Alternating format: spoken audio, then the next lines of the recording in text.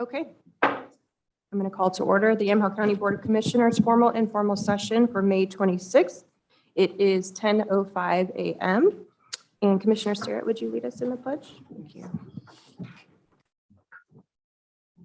I pledge allegiance to the flag of the United States of America and to the republic for which it stands, one nation, under God, indivisible, with liberty and justice for all.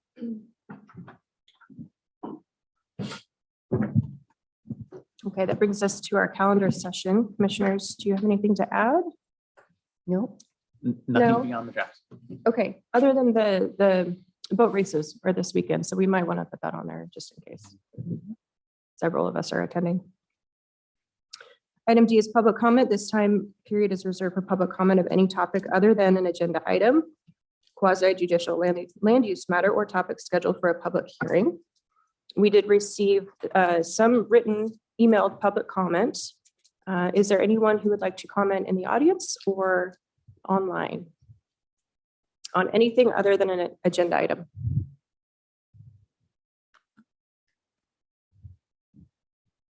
Does that say 0 attendees? Okay. Okay. Seeing none, that brings us to our department updates. And today we have a fair update from our fair director, Gary Wirtz. Welcome, Gary. Morning, Gary. Morning. Good morning. Morning.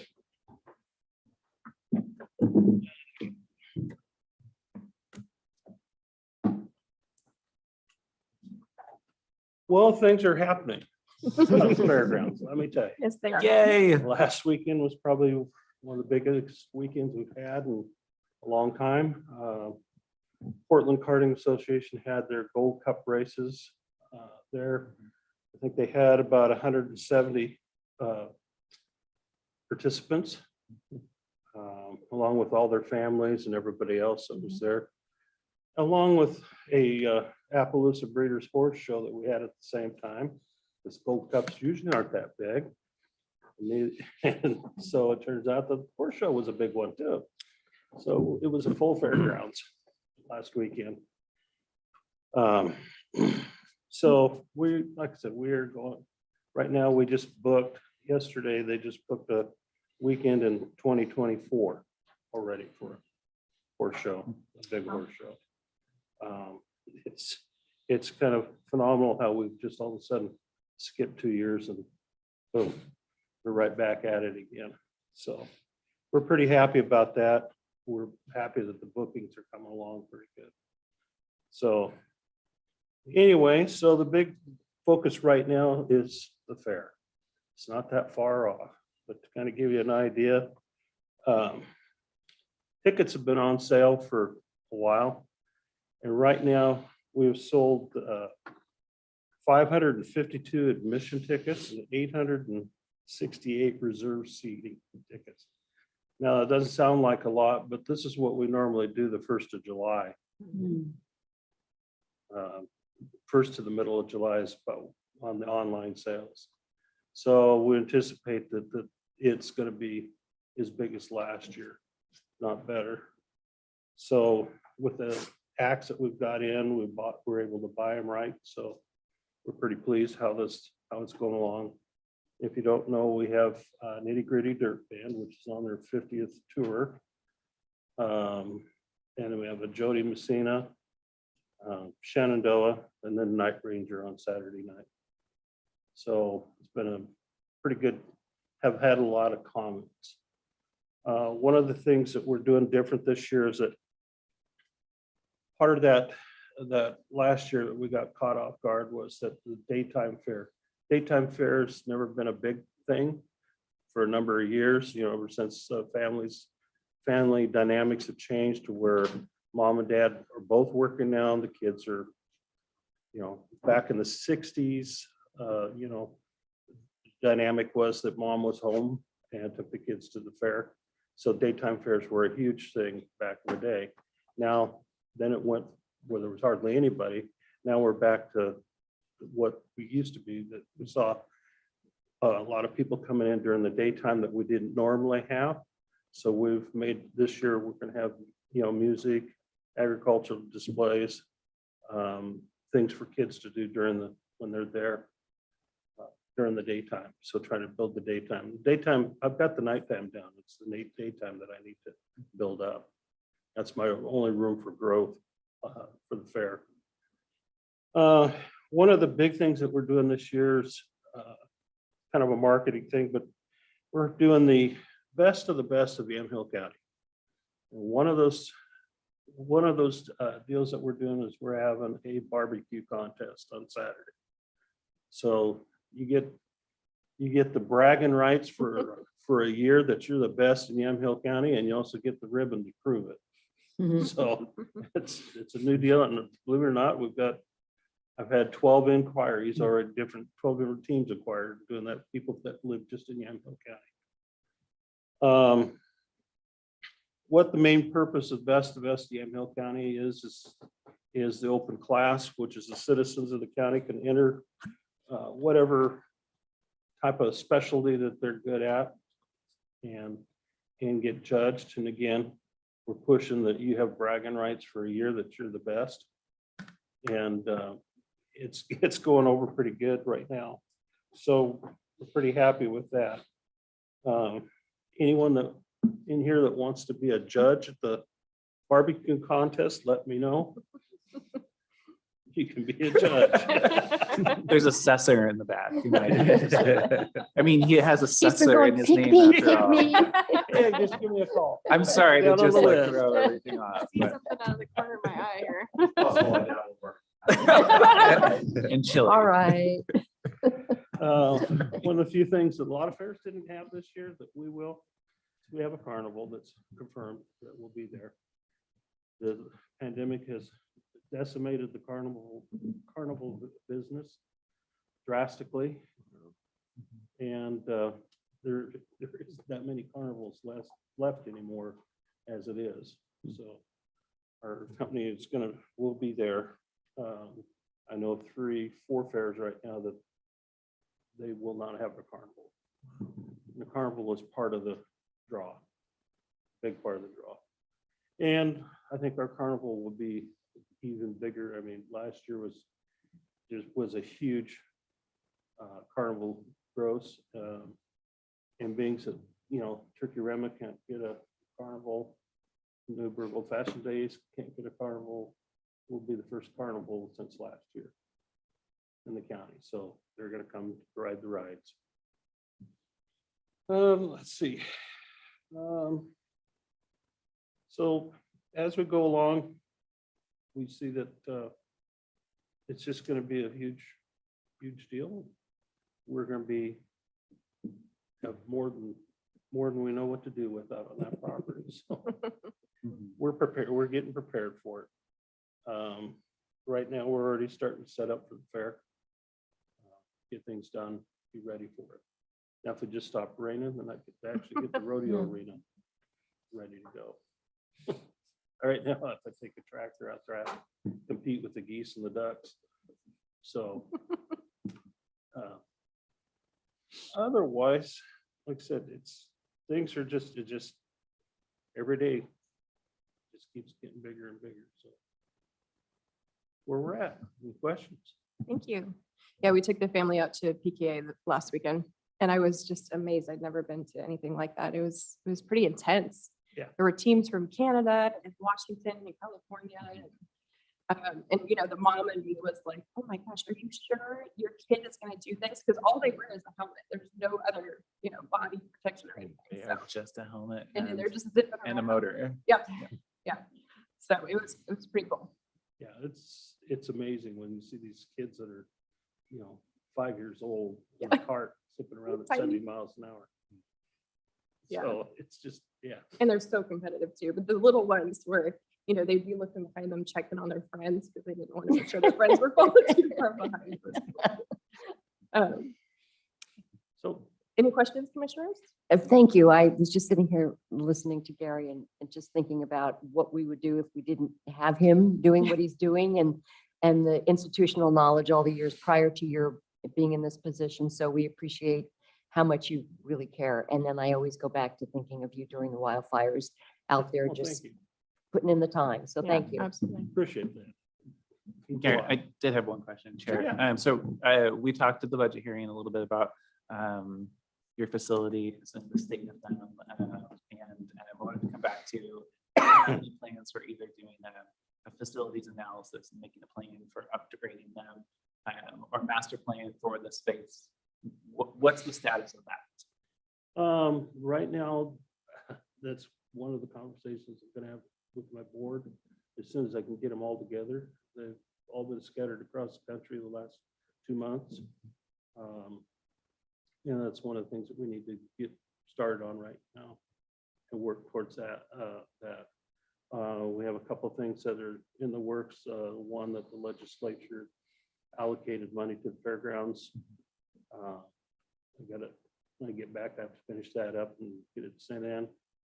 And that's a 2-year, this year, next year, depending on the lottery bond sales. But part of that's the delashment needs a roof. That's a huge expense there. And the other thing is that the board has been wanting to do for a long time is upgrade the bathrooms and delashment because they're still 1962. And it's not a true ADA bathroom. So it's that was one of the big things is the 2 projects that we want to focus on is 2 projects. One, protect the building and keep it in the best shape we can. And the others for the public. We see a lot more disabled people coming into the facility, so we need to do something with that. Even though we do have ADA bathrooms, but they're in the Lewis Pavilion. And that's one of the It's things. a long ways to go when you have to go. Yeah. Well, and that's one of the things, problem with that property is there's very, for the amount of people we're shoving through, there's very few bathrooms. We need to. As a that's one of child the of a things that- parent. Yeah, need to address that, so, and then getting the people, I mean, I've realized the older I get that, the facility is really hard on their, the older population. And we have a lot of older population that comes in the facility. So it's trying to upgrade and really the fair has not done a lot of upgrades to the Lashman Arena since it was built. So, which makes like the upstairs almost unusable because the cost of putting an elevator in versus what the use of the one room is prohibitive. So it's trying to look at the things that were done back then and just, focus on keeping the building up and because it is our bread and butter. That's the one that brings in the most income. So. Right. And one last question. Thank you. Yeah. Carrie. I know that Cynthia at Transit had expressed interest and, she's looking for land for a bus transit maintenance and parking yard. And have you considered working with her?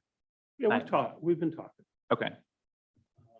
Told her what our needs are and what we have to, I mean, like one of the biggest things that's hard for people to understand is that, yeah, we have some acreage there, that the track is on but it's all about the 4 days.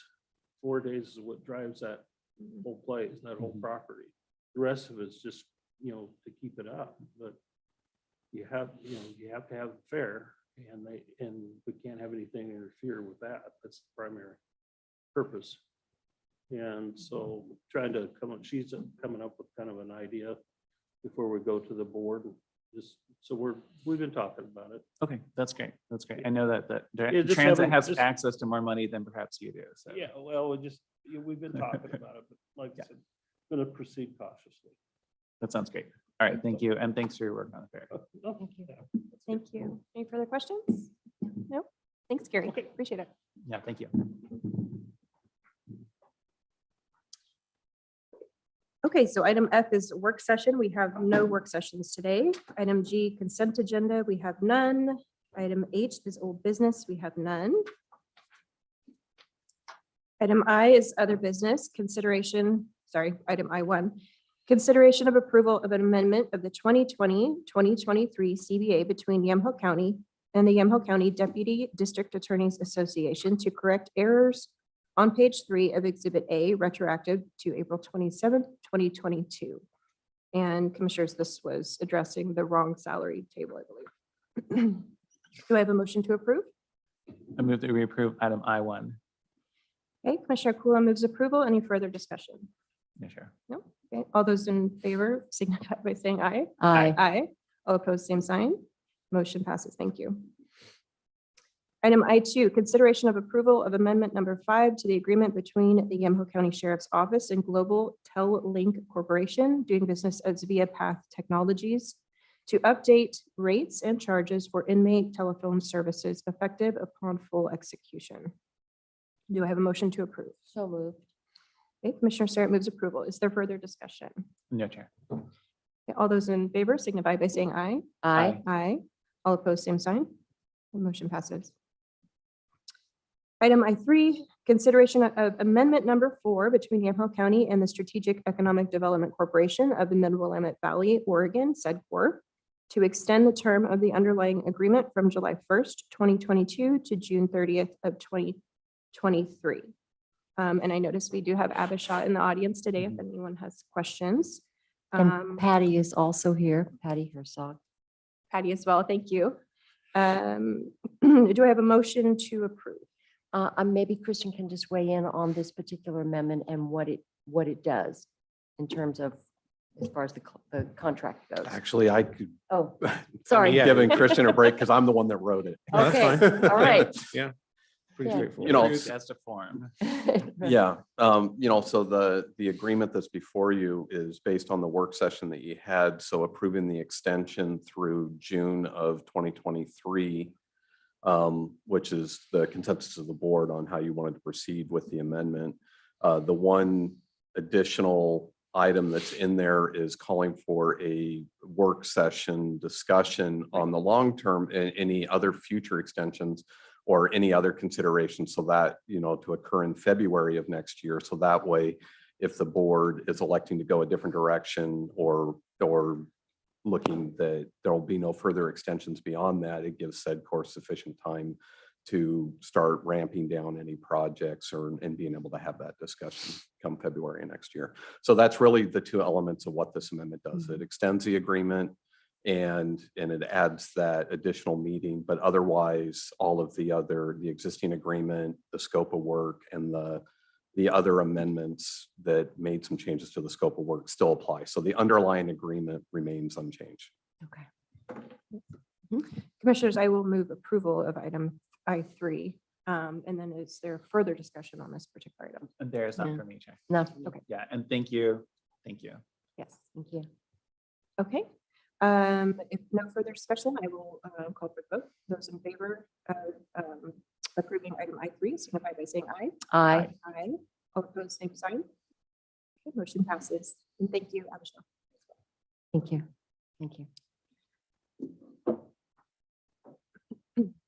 Item I4 is consideration of approval of the revised Catholic grants application for 2022-23. And it looks like the amount of this application was revised down slightly. Commissioners, do I have a motion to approve? So moved. Commissioner Sterrett moves approval. Is there further discussion? No, Chair. Okay. All those in favor signify by saying aye. Aye. Aye. Aye. All opposed, same sign. Thank you. Item I5 is consideration of approval to authorize position authority for this facilities division to hire maintenance worker 1 position. And it seems like this is an effort to sort of make some of the work that we contract out more in-house. And it's within the budget, but it's just asking for position authority. Yeah, exactly. Do I have a motion to approve? I would move approval of item I5. Thank you, Commissioner Sterrett. Is there further discussion? No, Chair. Okay, all those in favor signify by saying aye. Aye. Aye. All opposed, same sign. Thank you, motion passes. And it looks like we're moving down to item I6, which is review and discussion of the 2022 AOC dues.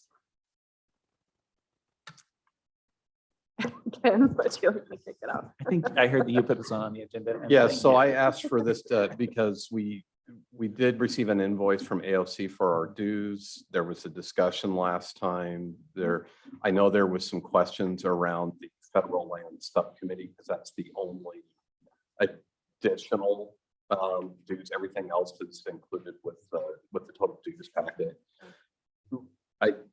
Based on that discussion, I didn't really get any clear direction on how to proceed or to pay that invoice, and it's been sitting on my desk for a few months. And so before we process, I just wanted to come back forward and check in with the board and see if we're okay to go ahead and pay the invoice and pay our dues for next fiscal year. And just to clarify, we did receive the money back from the federal land. I don't believe we've received it yet. I did reach out to Gina on the refunds that are coming to all the counties for that committee. And I haven't received a confirmation, and I haven't received the payment. They do know to reach out to me when they're ready to release those funds. And so I've been keeping an eye out for it. Okay. And clearly, we had this discussion earlier, but the structure of the dues has changed a little bit. They have increased. And I think it's based on population, from what I recall, instead of having kind of a tiered option of how you want to be involved at what level. Commissioners, any further discussion on this issue? Chair, I would just say that now that there's more in-person meetings, I recognize more than ever the value that it creates for us with both being involved in state issues and then having regional issues come to light that can be brought up and kind of dealt with before they become wildfires, as it were. So there have been times when I've thought about the value of it or not, just from a purely like, what are we getting out of it? And at this point, I want to make sure that we continue to both pay our dues and be actively involved as a board. Thank you, Commissioner. I want to note that it seems like there's a bit of a shift happening within AOC to the point where commissioners are really now responsible for sort of redoing the vision and the structure. So it seems like it's taking a lot more time. And internally, there's a bit of a instability there. Maybe that's always been there in terms of metro counties versus rural counties to a certain extent, but it does seem like we're being asked to put in a lot more time and effort to help kind of reshuffle the deck and make sure that everybody seems to be happy with the structure going forward. So that's that's an positive in accurate observation. some ways. That's, it's frustrating in other ways. So I just wanted to note that. Yeah. Commissioner Sarah? Chair, I've long been involved for the last 8 years at AOC, and I see the value because it really, I always say what happens in Salem doesn't stay in Salem. It impacts counties very much. So I think we do need to be engaged, and I agree with Commissioner Kula on that. We need to be engaged, but never before have I seen, the rural-urban divide is really pronounced, and it's caused some questions. I've had questions as to whether or not there's really value in trying to work alongside, the heavily urban counties when the rural counties really seem to want to go, towards the greater Idaho type of mentality. But I do think that we do have to have seats at the table. I am concerned about the increase in dues. That's been significant. And I am concerned about the instability because we've seen quite a bit of it there, but that's pretty much endemic. Everybody's got that going on, and shifts with trying to get people to stay and retention of staff and all of that. One of the things I've said all along is that we would not have to be a member of AOC if we didn't choose to, if we were choosing to go self-insured, because ultimately this is an insurance company that is sort of tacked on to this for CIS. So I know that we have to think of that $41,000 as additional premium. It's a whole lot cheaper than trying to go self-insured. So it's sort of a love-hate relationship. I do value the work that all the commissioners do together, but that's a lot of money. But that being said, what else can we do? Right. And Chair, I was just thinking that, sorry, yes. That Commissioner Olson was on the dues committee. And I wonder whether it might be valuable for one of you, I say, as a short time reservoir, for us to consider getting getting a commissioner on the next round of discussions about dues. It didn't necessarily, we don't have a very specific thing that it got us having Commissioner Olson on, except that he knew what was happening and reported back to us, once a month. So Well, I think a lot of commissioners have been involved in that discussion, and we've gotten to the sort of, and Commissioner Murdoch's been great, gotten to the place where we're looking at the bottom line like we do during budget hearings, going, well, what do we do? What's Yeah. your suggestion? And we never really got to any because there isn't one. Yeah. It's costing more, and there we are. right, we have an ultimate, but how it's structured is really Right, is the thing that has changed over time. Right. So right. Well, I'm on the membership committee, and so we're That's right. having that discussion now of, what is the expectation? Do we need to reduce the expectations, Mhm. right? Mhm. Is it too much time? And have the expectations in the past not been met? So that conversation is going on. Good. We're having that early June. that's right. So, I agree, though. It's really, the insurance is sort of the carrot out there. It's hard to decouple from that, at least at this point, so. So commissioners, I'm going to make a motion to pay our 2022 AOC dues. Is there further discussion? Chair, I just want to make sure that we do get that check, not that it's a big check, but that we do get that check back in-house, because we had to fight pretty hard to get that back. Remember the discussions during those committee meetings? It was, And I'll be sure to pass along an update if we do receive that deposit or if I get any updates from Gina at AOC. okay, great, thank you. Thank you. No further discussion. All those in favor of paying our 2022 AOC dues signify by saying aye. Aye. Aye. All opposed, same sign. Thank you.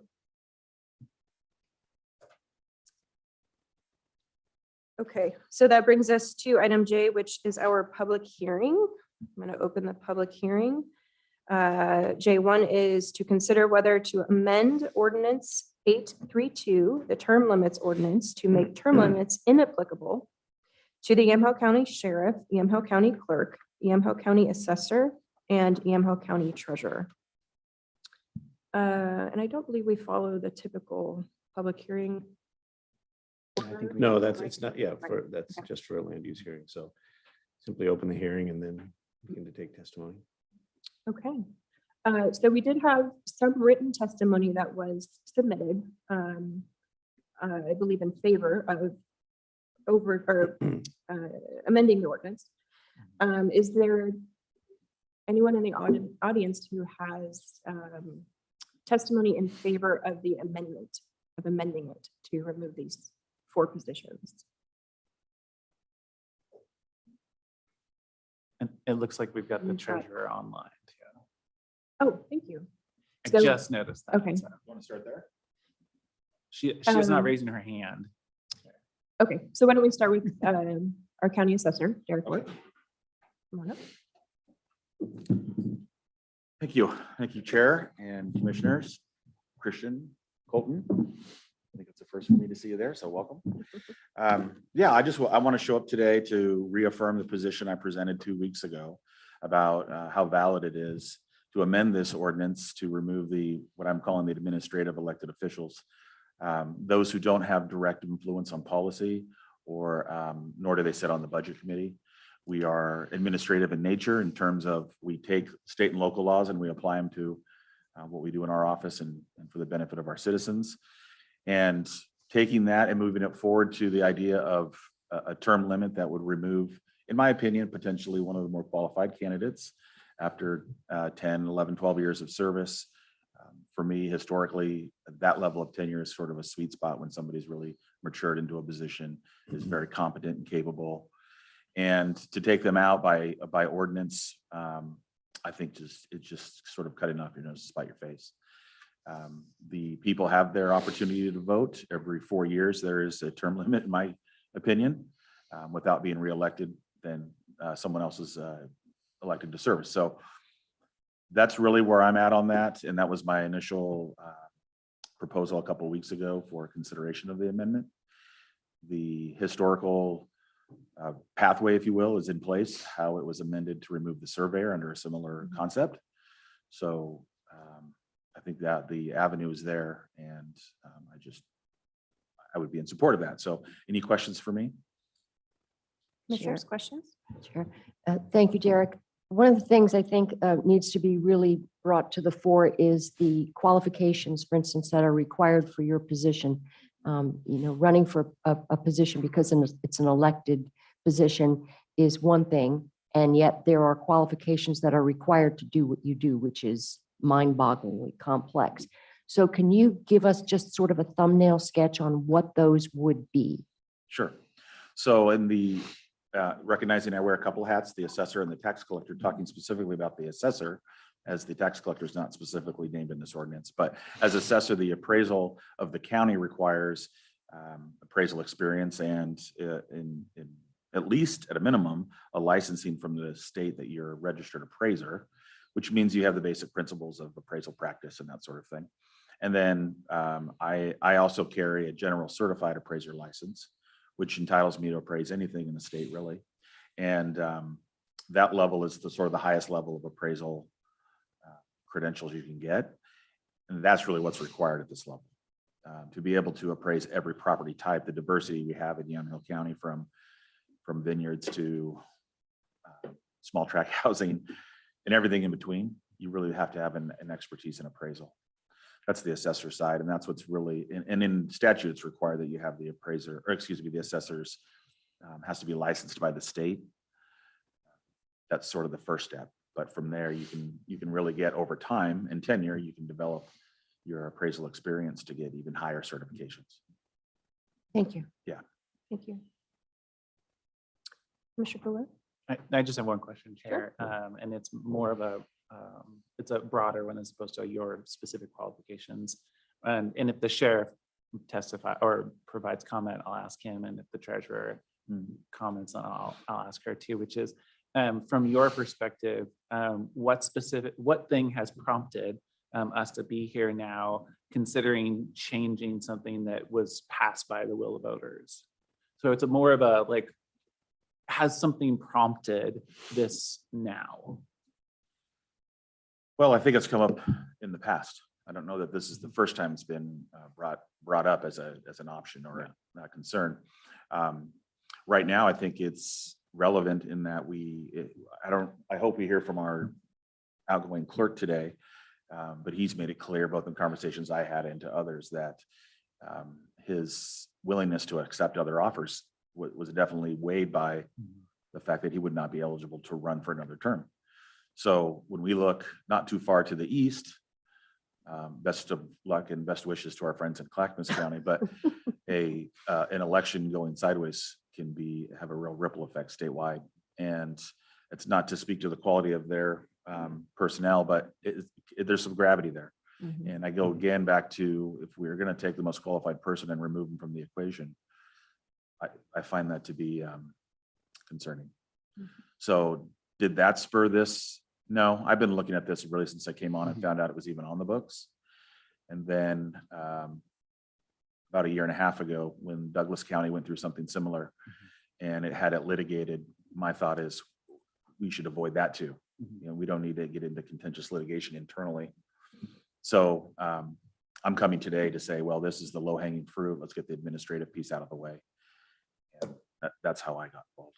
Great, And then thank I you. drew the shortest straw amongst the 4 elected officials. Okay, thank you. I just thought that would be helpful for people It's, listening, since they did pass it. Yeah.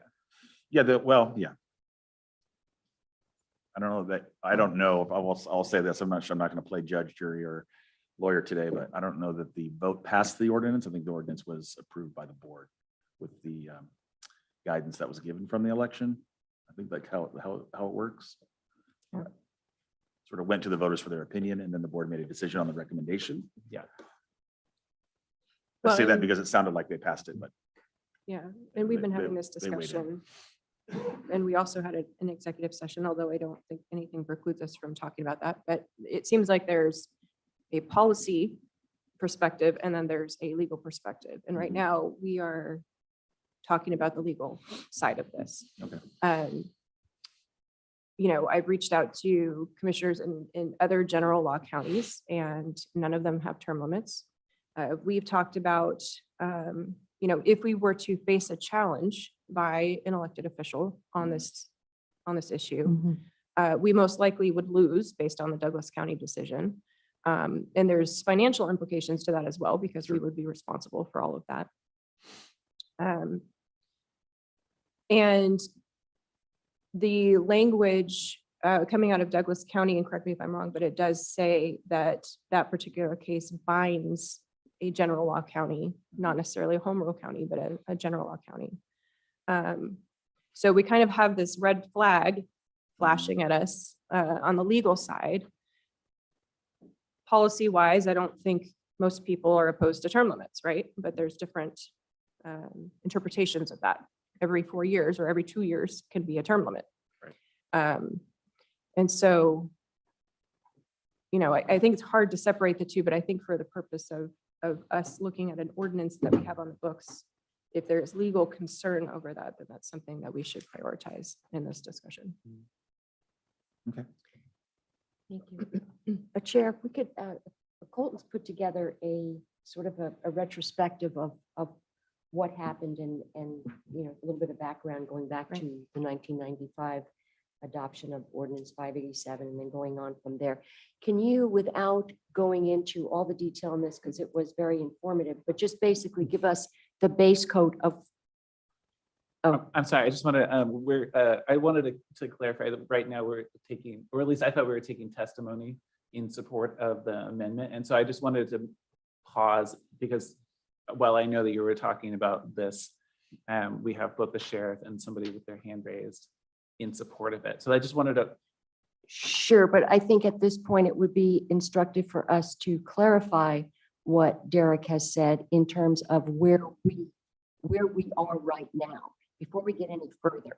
So I'm not asking for a big long dissertation, but just basically for those who might be listening and not understanding where we are in terms of our ordinance, this might be a little bit, you know, in other words, if we don't have a base code, we don't define our terms, then a lot of this discussion might be premature. Well, I can certainly respond to one point you had made regarding how this ordinance came to be. So there was a referendum held in 1995 for ordinance 587. I think your point was that the Board of Commissioners adopted the ordinance and referred it to the voters as opposed to like an initiative petition that was filed. And so I mean, it's a little bit different from a lot of ballot measures in that sense. But yeah, it's been on the books since 1995, 2000. There was another ordinance referred to voters by the board to limit it to the term limits, just the commissioner position. That was rejected. In 2000, board referred another referendum looking to get rid of a lifetime ban, so make it so people can come back to office after a year. That was ultimately not referred to voters. And then because a public hearing was held and the board sort of changed its mind. And then in 2009, we amended the ordinance to remove the county surveyor position because of the technical position. That was the board's feeling, is that it wanting to have that position filled with somebody with expertise. So they removed the county surveyor from the. Thank you. That's what I was looking for. Thanks, Derek. Thanks, Colton. Thank you. Thank Thanks, you. Colton. Okay, so why don't we go ahead and finish out public testimony? If you are through yours, Any other questions? any other questions for Derek? Another for me, thank you. Thank you. Thank Yeah, you. thanks. And it looks like we have a hand up from our county treasurer, Chris Bledsoe. So we'll move her over.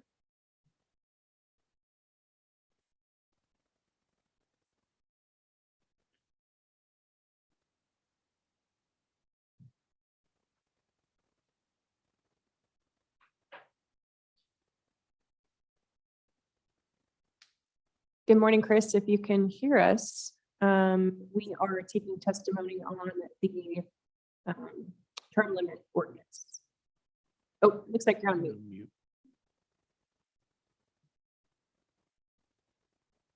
I think she's saying a lot of things too. Chris, we still can't hear you.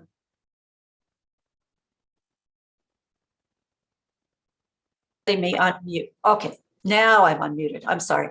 Good morning, Chair, Commissioners. Can you hear me? Yes. Okay, all right, thank you. I want to thank you for allowing me to testify regarding this important issue. I want to start out by saying that I have no personal agenda at all, because if I were to be reelected the next 2 terms and run to the end of the 12-year period, I would be 82 at the time and probably would not be running again. So I can say as an elected official, I have a concern for the county and not any personal agenda. Although who knows, maybe at 82, I will run again. I'll leave that open. But That'll make the concern that I have is really very important to me. It's something that I have thought about, as Derek has said he's thought about. I've thought about ever since I became elected and started in the position, that it became very clear to me that there were a lot of things beyond an understanding of finance that are important to doing the job well. First and foremost is that you have to learn, as you, the commissioners, I'm sure understand, you have to learn how the county operates. You have to learn how to work with the staff. You have to learn the computer systems. You have to, in general, that takes some time just to get going. And that's a lag time for a position that is not political, and a position that has to start running in terms of being able to manage the finances of the county. It's doable. But once somebody has, I would say it takes a year to get really firmly on the ground. You have to get to know the brokers who you do investments with, or select new ones if you're not happy with them. You need to learn how to interact and to select people for the investment advisory committee. This is all doable, and I've done it. But one of the things that I discovered when I came in is that there were a lot of things in place that I didn't feel would allow if I were to leave at that time. It wasn't an easy transition. So my whole goal now as treasurer is to try to set things up so that it is easier for someone to come in and an easier transition. But there's still the portfolio, which is gradually becoming a portfolio that I have developed. A new person coming in, it's hard to learn the portfolio itself. It's not just straightforward. It's not XYZ bonds. It's more than that. And then the knowledge that is required to do the job in terms of ongoing economic understanding and a depth to that, not just a casual relationship with the economy and with the investment area.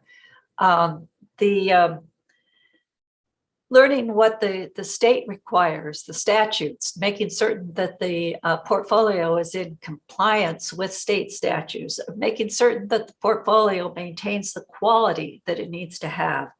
And there is also, of course, the cash flow management, to make certain that, it could be a problem if a treasurer who didn't have any expertise in cash flow management suddenly was given that responsibility. It's learnable, it's doable, but it takes time. So the startup on a new treasurer is unnecessary if you could replace the existing treasurer as long as they were performing. And of course, the voters are the ones that decide whether there's another term.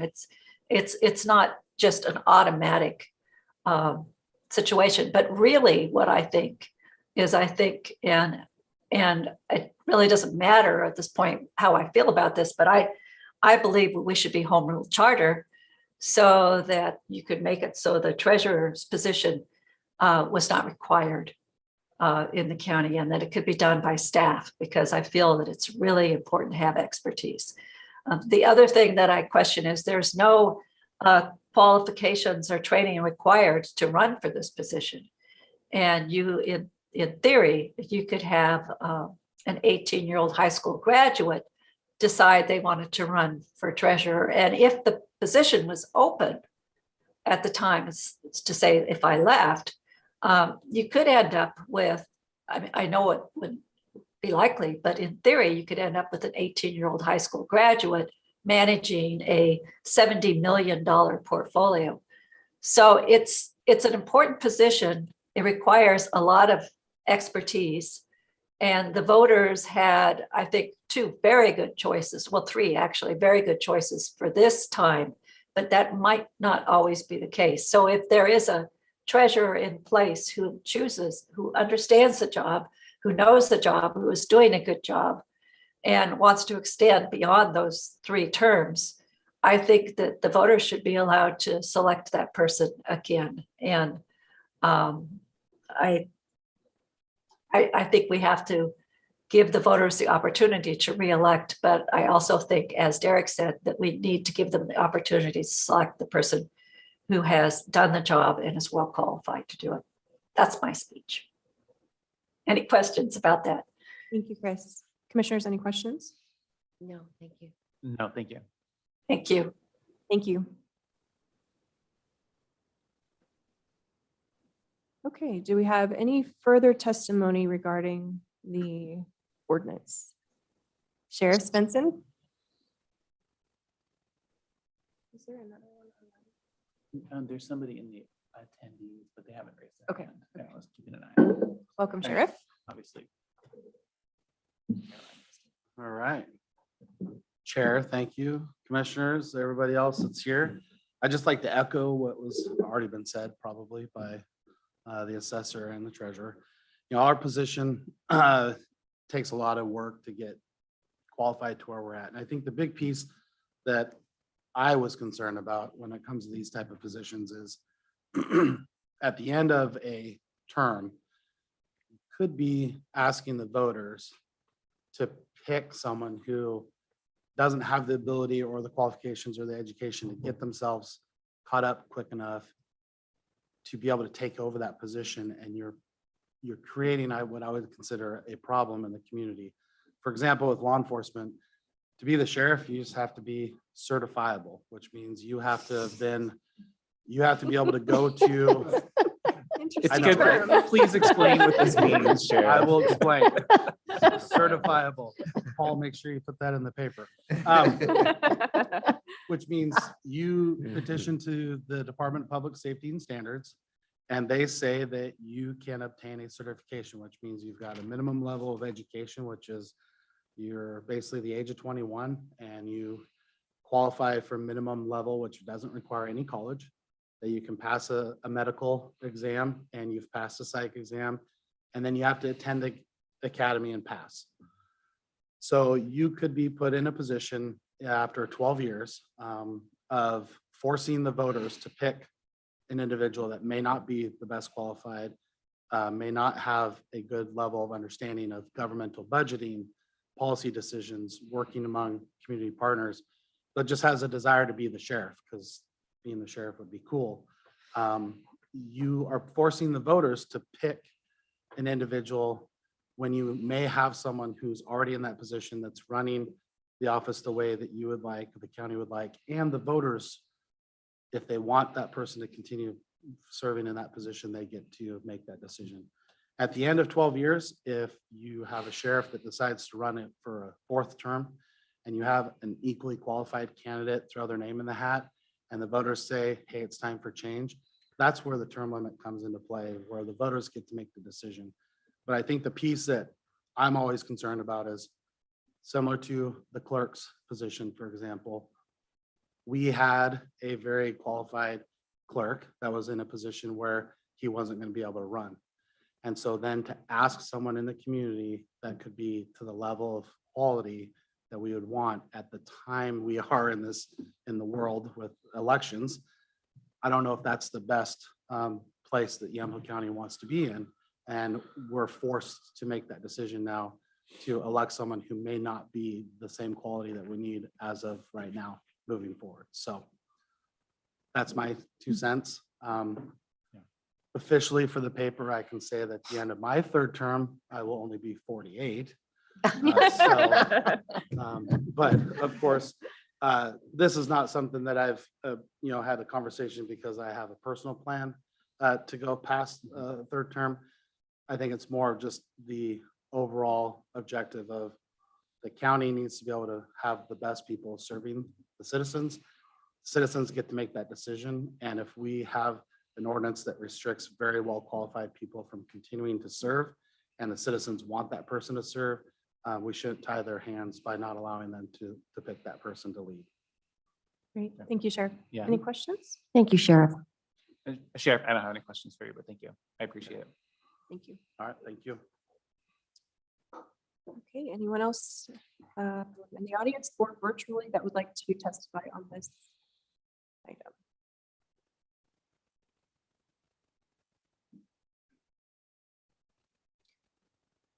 Okay, seeing no hands raised.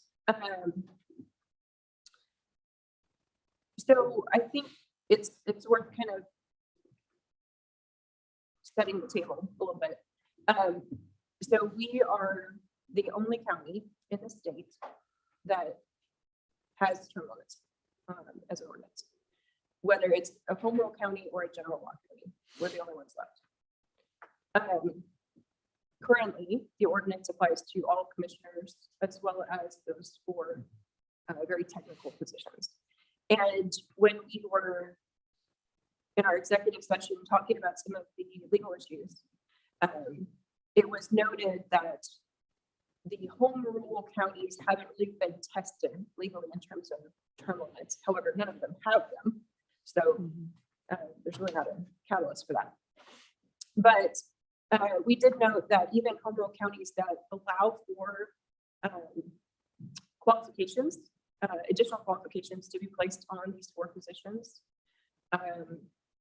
the intention really wasn't to add term limits. The intention was to make sure that a sheriff has law enforcement experience and an assessor has, appraiser or technical experience that way. Clerk obviously has experience with elections and really many other parts of what he does. And then the treasurer has financial experience, obviously. So it seemed like the intention behind even a home rule county applying and being able to apply additional qualifications was not centered on term limits. It was about the technical qualifications of the job. And so, I see this as not a policy issue per se, but more of a legal issue. Are we aligned with case law and really what the Oregon Constitution says about elected officials? We have on the books here on the agenda singled out these 4 positions. However, we have the option of considering the entire ordinance, where we just repeal it all. We can certainly carve out these 4 positions, or we can continue to ask the public for their input. I want to note that because of the incident, the tragic incident of this week, I did not post and ask for input. It didn't seem appropriate for today. So that's an option as well. We could extend this conversation a little bit longer. And those are options. There is also a 3rd option, which is to take no action and just leave the ordinance as it is on the books. But yeah, the request that's before you from the other elected officials is to amend it to remove those 4 offices. Thank you. Commissioner? Well, I was just going to say, again, if we do nothing and we have elected officials who would like to challenge this, then as was mentioned, we do face perhaps an internal not only uncomfortable situation dynamic wise, but litigation wise. And there could be some cost to the county to defend the ordinance as well. If I'm remembering correctly, Douglas County, for example, given the position that the commissioner and county council were in, they hired outside counsel to defend the county. So there is an added cost there as well. And then I think Colton mentioned last week, the potential for attorney's fees, depending on how the litigation plays out. So there would be those kinds of costs associated with defending an ordinance if it were challenged. Sorry. Oh, that's fine, yeah. It's the court would have the option of awarding prevailing parties attorney's fees. So if the other side were to win, we would potentially have to pay for that out of the county's pocket. So, And, Chair, well, I was just gonna say, I asked Christian as well if it was appropriate to ask the court about our ordinance and sort of call the question, right? Send it up and see what they say. That has financial implications, obviously, but also technically we would have to defend the ordinance in Yeah, I court. mean, So it's yeah. an awkward. The last time we did that was last year, or the year before. We asked the court to weigh in on I believe it was in the form of a board order, some language that the board had adopted to try to provide an affirmative defense to businesses who might be cited by OSHA for being in violation of the governor's mask mandates. And there is a process, and we could, if the board wanted to pursue that. I think the couple of things. One, we would be in the position of asking the court to uphold our ordinance when, unlike that prior situation here, we do have very clear binding authority that says that this is not constitutional in its current form. So there is that sort of unusual dynamic. I wouldn't expect that the outcome would be different. I think the court probably would review the ordinance and come to the same conclusion, relying on the case law that we have. So in a sense, again, unlike the most recent example where there was potentially a question that could be raised about whether or not what the board was attempting to do at the local level was in conflict with the executive action of the governor, here we have case law that's directly on point, at least as it relates to commissioners. We talked a little bit about the possibility that depending on how literally the language in the Constitution is read, that there could be a question about whether or not you could have local qualifications on, for the purpose of this discussion, the position of assessor and sheriff. But we do have clear case law as it relates to commissioners, and the language from the case and in the Constitution suggests that those qualifications could be viewed as only state level qualifications and not local, but the argument could be made. But we do have some pretty clear case law. So that's a long way of saying, yes, we could pursue that. We could petition the court for an advisory opinion, but I wouldn't expect it to differ from what we've already, the opinion that we already have from the Court of Appeals. Commissioner Fuller. Thank you. thank you. Yeah, it's good to clarify that. Yeah. I would say that I come to the conversation. First, to me, there is a policy question, even if it's a policy that we are not in a position to make, which is the one of how many things do we add to check the boxes when we say, hey, we want you to represent us in this democracy that we have. And the Oregon Constitution makes it as clear as these things can be made. To me, that the intent has been to limit how many boxes a person has to check in order to run for office. And obviously, as we've talked about, there's that as may be prescribed by law for a handful of county elected officials. And so I believe that we do have the policy policymaking ability to say, yes, we should remove term limits from those positions that don't have any, that aren't categorized as maybe prescribed by law. That we could do that right now and be very justified even in that limited regard. But I I'm surprised in wrestling with this and thinking and listening to you all. I do think I asked the assessor the question about, well, what has changed? Because, and the answer, I was looking for a particular answer, and the answer you noted was the Douglas County case. I think that that's a pretty clear case. The courts have said this is what, this is how we're interpreting the Constitution right now. So with that, I think that you are suggesting perhaps that we extend the conversation and solicit feedback from the community is what it sounded like. I think that that feedback should be, in my view, should be related to, it appears that Constitution does not allow for term limits. What does the community feel? And solicit feedback, but not go to a vote, or unless that's the feedback of the community, to repealing the ordinance in its entirety, the term limits ordinance. You mean a public vote?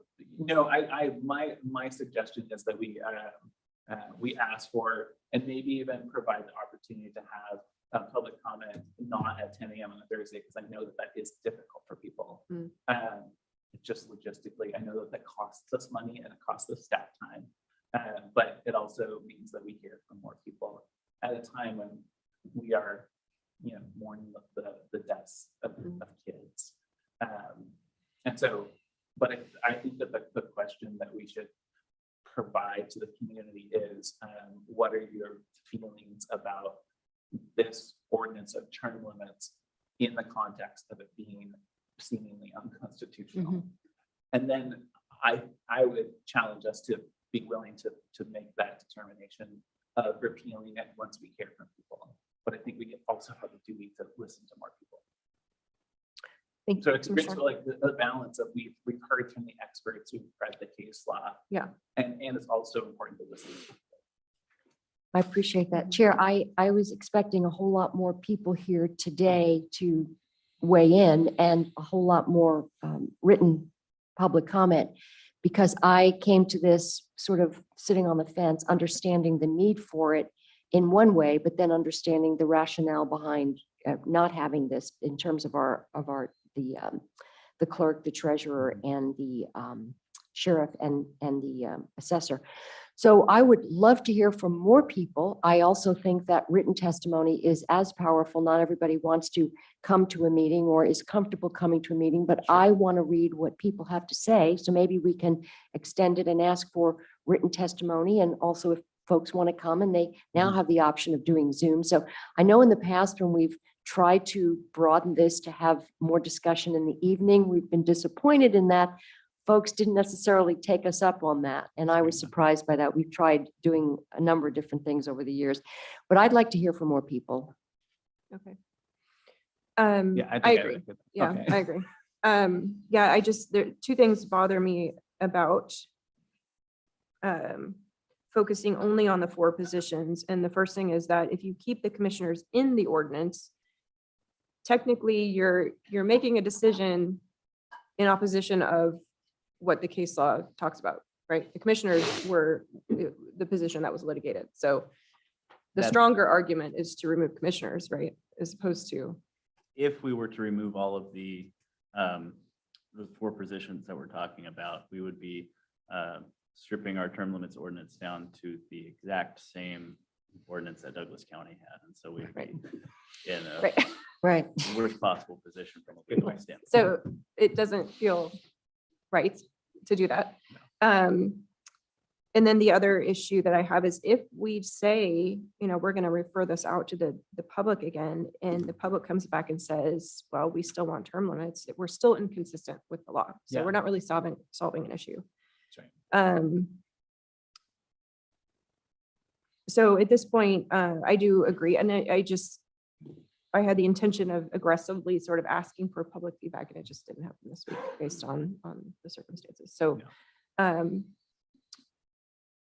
why don't we schedule another public hearing?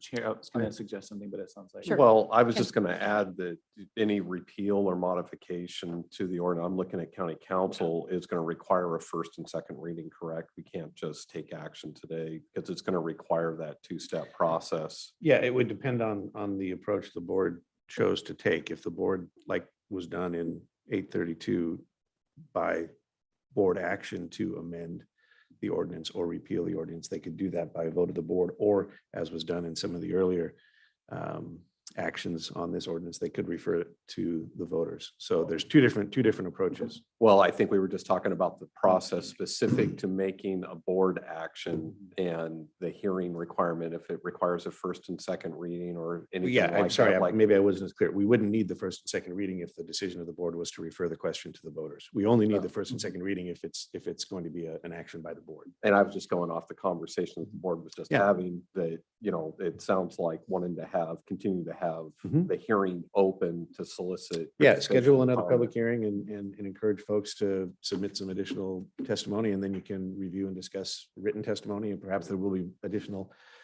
folks who choose to attend in person, and you can have a more robust discussion at that subsequent hearing, but I think that's entirely appropriate.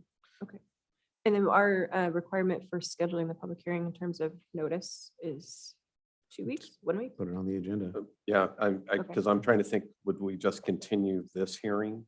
You Or could- would we close I this? mean, and you could do schedule it a either way. You follow-up could hearing? continue this one or you could just close this one and take no action and schedule another one. And in the meantime, encourage folks, schedule another one on the same topic and Right. encourage folks to participate in either oral or think- written testimony.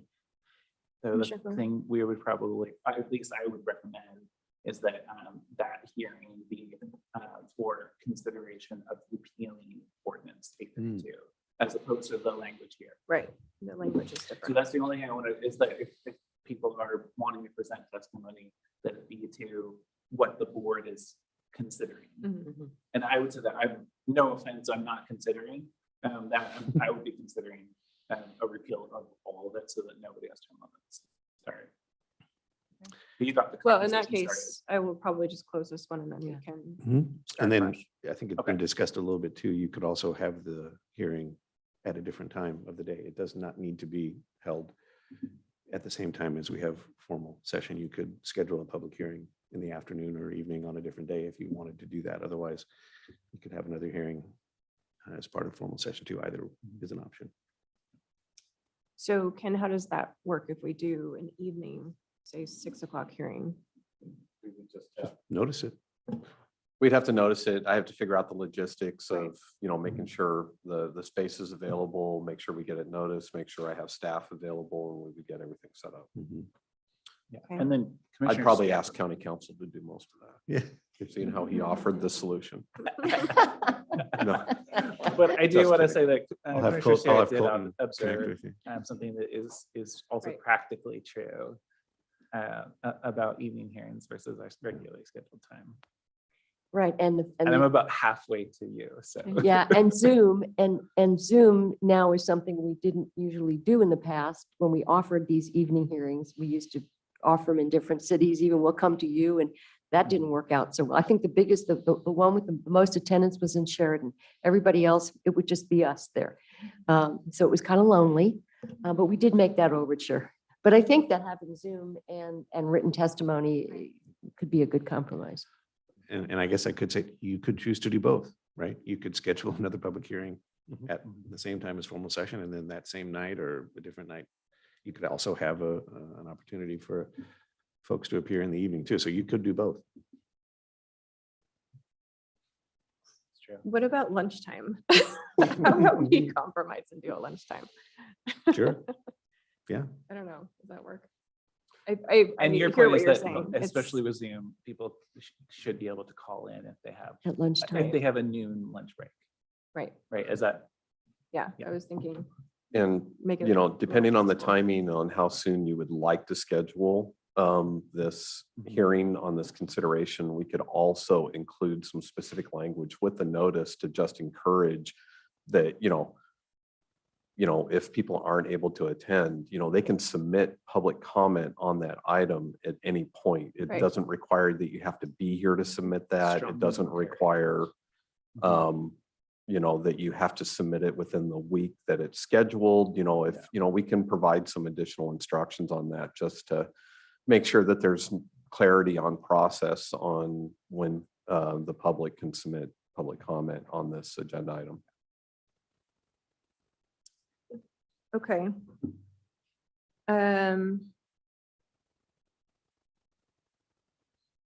What if we did like a 2-week, what if we wait 2 weeks? So June 9th June 9th would be good for me. and just plan to have it, since we're already in this room, plan to Seems have it reasonable. starting at noon. I don't know what the agenda looks like, but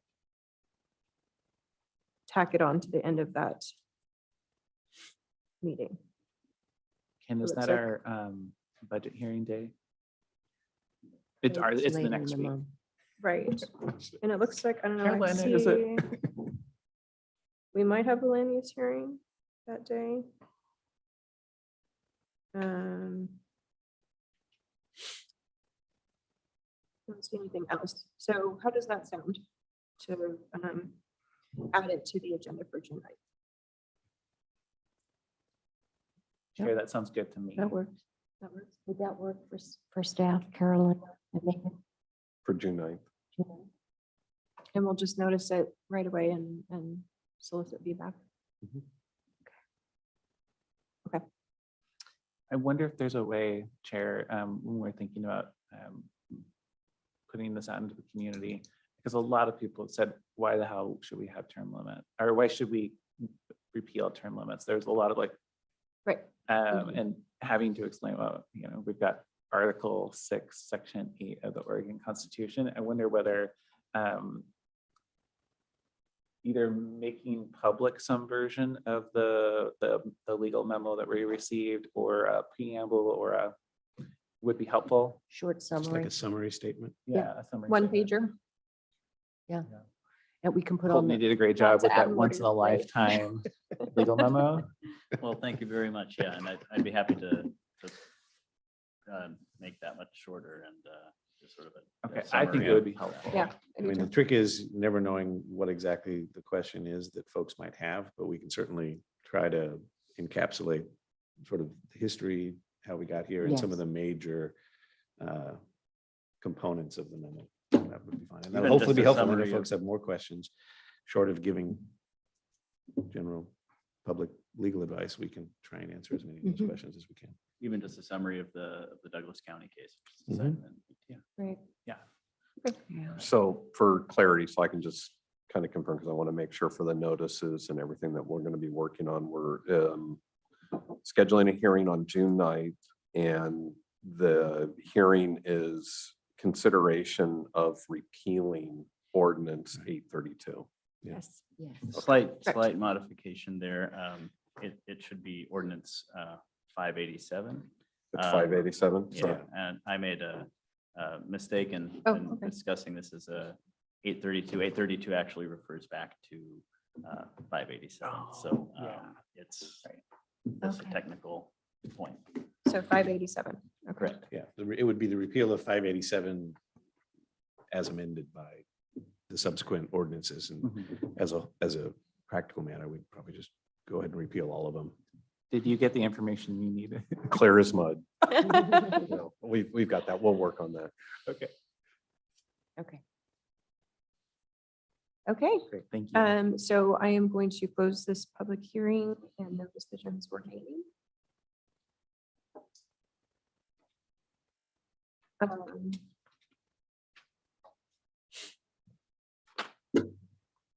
And that brings us to announcements. Commissioners and colleagues, I am going to ask for a moment of silence in remembrance of the 19 children and 2 teachers that were killed on Tuesday. Obviously, we're a county and a country in mourning, and just to pay our respects, I would like to have a moment of silence.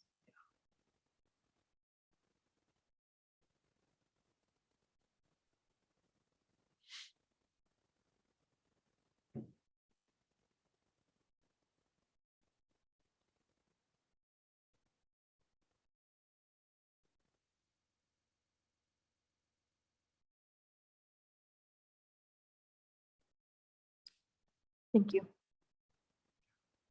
Thank you, Chair. Definitely not a day I will forget. Driving home from the office, there were people sobbing in their cars on my home. So Chair, if I could just add, we also have, keep uppermost in our minds the loss of 2 young people in our community who succumbed to hopelessness and despair. And we really need to do a whole lot more to make sure kids don't ever get to the place where they just don't see any other option. Excuse me. So just a reminder, we talked a little bit earlier, but the boat races are this weekend, Memorial Day weekend at Rogers Landing. So encourage you to participate in that. That's a long-standing event that we do in the county. And then I do want to congratulate our new fair ambassadors for 2022. We met on Tuesday night, former Commissioner Leslie Lewis and myself, and there were 3 other citizen members who interviewed all 3 of the ladies that applied for ambassador. And we awarded all 3 of them scholarships. So Cheyenne Kelly and Cadence Vertner from Yamhill Carlton School District, and also Madison Bingham from Amity School District. So they are our 3 fair ambassadors this year. And I just, that was Tuesday night. So it was a very emotional experience to see these 3 ladies thriving. It was uplifting to see them thriving and excited about their future and doing well. And as Commissioner Starrett pointed out, especially high schoolers from Yamhill Carlton have been dealing with a lot the past 2 weeks. So to see their smiling faces and just have them so excited about our fair it was really, really uplifting. A good way to end that day. So congratulations to all 3 of them. Oh, and they have less public speaking opportunities this year for several reasons, but I will be inviting them on to present and to speak to the Board of Commissioners. I thought that would be a good idea to provide them with another opportunity. So I will be bringing that forward. Commissioners, announcements? No, I just want to say, we're having discussions with our Health and Human Services Director yesterday, Lindsay Manfred, just about the whole considerations of crisis intervention and dealing with this, and just to see how proactive that department and our Health and Human Services Director is being, and our discussions with our administrator, Ken Huffer, about how do we expand abilities for different services and start thinking in terms of what we can be adding to what we offer here in the county. So I appreciate that. Yeah, absolutely. Yeah. Commissioner Kula? Yes. So in addition to Memorial Day weekend boat races, there's also a Memorial Day weekend river cleanup. The Willamette River Keepers and Department of State Lands and the Oregon Parks and Rec traditionally take a chunk of the Willamette and focus their efforts on cleaning it up. This year it's Wheatland Ferry to Grand Island and they came to me with that. I didn't suggest it. So solid waste and Recology are both working together to provide dumpsters for it. So they're taking on part of the cost of it, but it'll start and I'll send you the details for it so that you can share with other people too. Thank you. Is that something the public participates in? Yes, yeah, Okay. it's volunteer led and organized with the guidance of both state and local folks. Okay. Parkway, where we are going to have a special meeting. I believe it's June 9th, but I need to confirm this. Yes, it is. Okay, Mhm. thank you. Where we will go over the presentation and information and any last questions from the 3 Mile Lane plan. And hopefully we're in the conversation about what it looks like really to lend our voice as the Yamhill County Parkway Committee, but in a manner that's more constructive and less just, hey, you're doing it wrong. If that makes sense. So stay tuned for that. I got a message about it earlier today. And then I was worried I was going to be late in getting here because I was at the Chemeketa, the Sion campus. the Chemeketa president, Jessica Howard, convened a meeting of counties, of the 3 counties of her Chemeketa region area and educators. So a lot of the superintendents and information technology staff were there, specifically around, is there a need to cooperate regionally on expanding broadband, specifically for kids who are learning and adults who are still learning as well. So there was presentations from each county about what they're doing on broadband, presentations from the educators about their challenges, especially during the pandemic with distance learning. So stay tuned for that. It's just the very first conversation. Make sure that people are at least know what their neighbors are working on. Was there And then I just, had to race away to get her. yeah, it was early, so 7 this morning. down there, Yes, so, yes, and its end time is 9 and it's Yeah. 48 minutes to here and there. Um, If you don't stuff your hand in traffic, Right. which I'm doing. So was there talk about potentially ARPA funding for, and with more of a regional focus, or? Yeah, is that- so I think that's really part of the underlying underlies the conversation is, the broadband office at the state is still really spooling up, as it were. They're looking for information from people about where there's good internet and bad internet. And then federal dollars as well. Right. And a regional plan and ask is more powerful for the state office and for federal dollars. If the counties and the school districts are all working together. So that's really the underlying aspect of it is, what do we need to do? How do we actually align all of our work? And what we've talked about at least is kind of a different way to do it. Marion County is not simply, but it was primarily just, they do cost share whenever anybody's installing internet infrastructure. And then Polk County has, sent money to Lyrica to look for those like the people who don't have any. And the suggestion and our guidance to staff has been really around like, we could do a master plan and then ask the ISPs to coordinate their work to that master plan. Right. So Mhm. it was interesting here. Okay. So Did they- clearly there's a need for better alignment. Yeah, did they schedule a follow-up by chance? I left early. Okay, I've got. So her I will emails. follow up with Okay. President Howard for sure. Sounds good. And that's it for me. Okay, any further announcements? I'll just say, just to, as a segue, that we still have the RFP that's open for the broadband consulting. We issued an addendum on that, and that closes on May 31st. We did receive proposals previously, so we're still working our way through the procurement process, and hopefully we'll have something before the board here shortly to at least continue to make progress on the rural broadband as part of the ARPA funds and the state funds that we also receive for that. So we have proposals. That's a good thing. Okay, if there's nothing further, I'm going to adjourn the formal informal session for May 26th. It is 11:28.